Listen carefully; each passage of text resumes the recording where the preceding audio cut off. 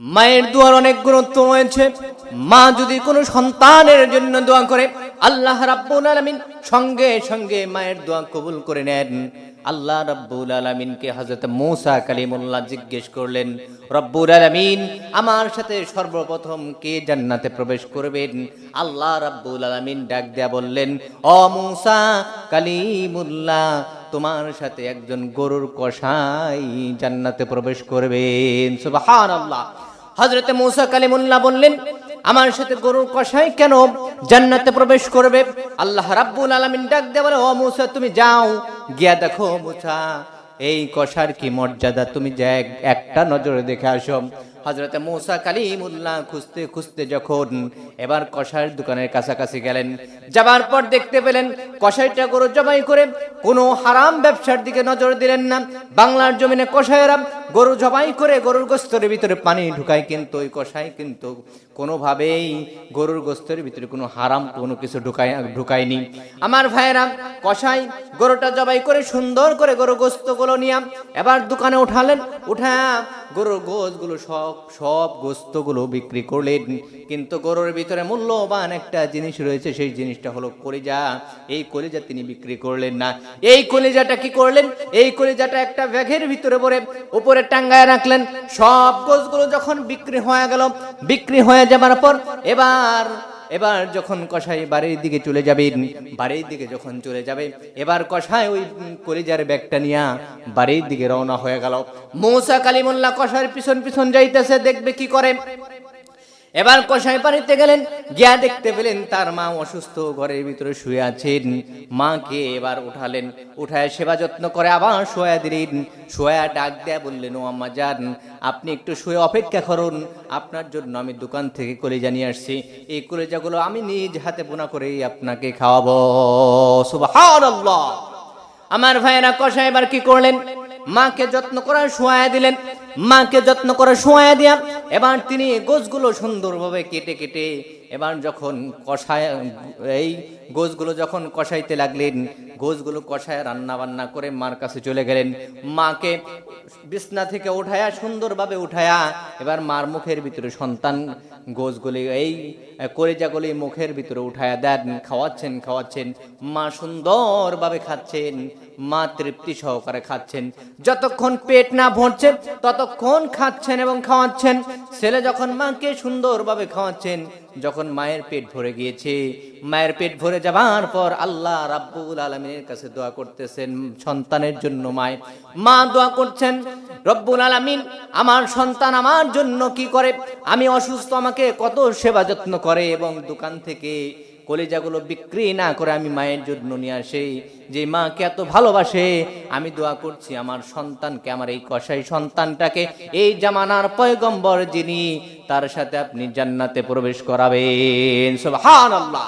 আল্লাহ রাব্বুল আলামিন সঙ্গে সঙ্গে দোয়া কবুল করে ফেলেন।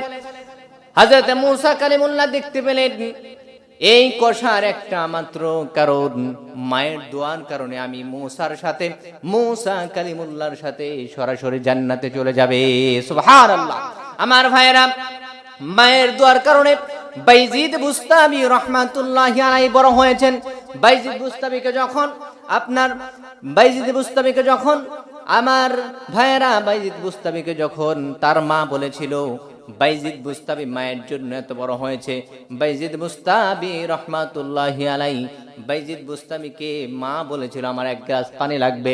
মা ঘুমিয়ে গেছে, সন্তান পানি না পায়, ঘরের ভিতরে পানি না পায়, পানি আনতে গেছে দূরে কুয়া থেকে পানি নিয়ে এসে আয়েশা দেখেন মা ঘুমিয়ে গেছে। মা ঘুমিয়ে যাবার পর মার বিছানার কাছে, মাথার কাছে বাইজিদ পানি নিয়ে দাঁড়িয়ে আছেন। ফজর হয়ে গেছে, আসসালাতু খায়রুম মিনান নাওম। যখন ফজরের আজান হয়ে গিয়েছে, হয়ে যাবার পর মা দেখতে পাইতেছেন তার মাথার কাছে বাইজিদ দাঁড়ায় আছেন। বাইজিদ বুস্তামি রাহমাতুল্লাহি আলাইহি এবার যখন দাঁড়িয়ে আছেন, মা জিজ্ঞেস করে, ও বাইজিদ তুমি কেন এখানে দাঁড়িয়ে আছো? বাইজিদ ডাক দিয়ে বলে, আম্মা জান, আপনি রাতের গভীরে আপনি পানি চেয়েছিলেন, ঘরের ভিতরে পানি ছিল না, আমি দূর দেশ থেকে কুবা থেকে পানি আমি আপনার জন্য নিয়ে এসে দেখি আপনি ঘুমিয়ে গেছেন।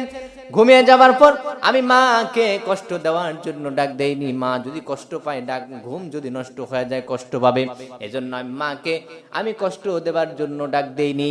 আমি পানি নিয়ে দাঁড়িয়ে আছি, কখন যেন আবার মা পানি চায়। আল্লাহু আকবার। আমার ভাইরা, মায়ের এত মর্যাদা, মা সঙ্গে সঙ্গে আল্লাহর দরবারে হাত উত্তোলন করলেন। রব্বুল আলামিন আমার বাইজিদকে জামানার ওলি হিসাবে কবুল করেন।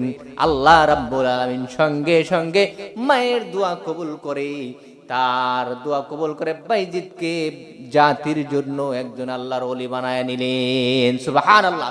আর এখনকার সমাজে কি করে? এখনকার সমাজে মাকে দেখতে পারে না, মাকে ঘর ধাক্কা দিয়ে বের করে দেয়, মাকে ঘর ধাক্কা দিয়ে বৃদ্ধাশ্রমে রাখে, মাকে দেখতে পারে না।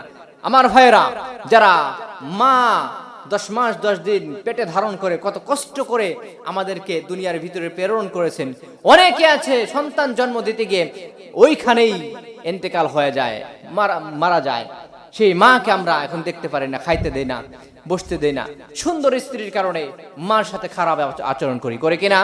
সমাজের ভিতরে দেখবেন যারা মায়ের সাথে খারাপ আচরণ করে, সে দুনিয়াতে কোনোদিনও সফল হতে পারে না, সে সারা জীবন পস্তাইতে পস্তাইতে জীবন কাটে।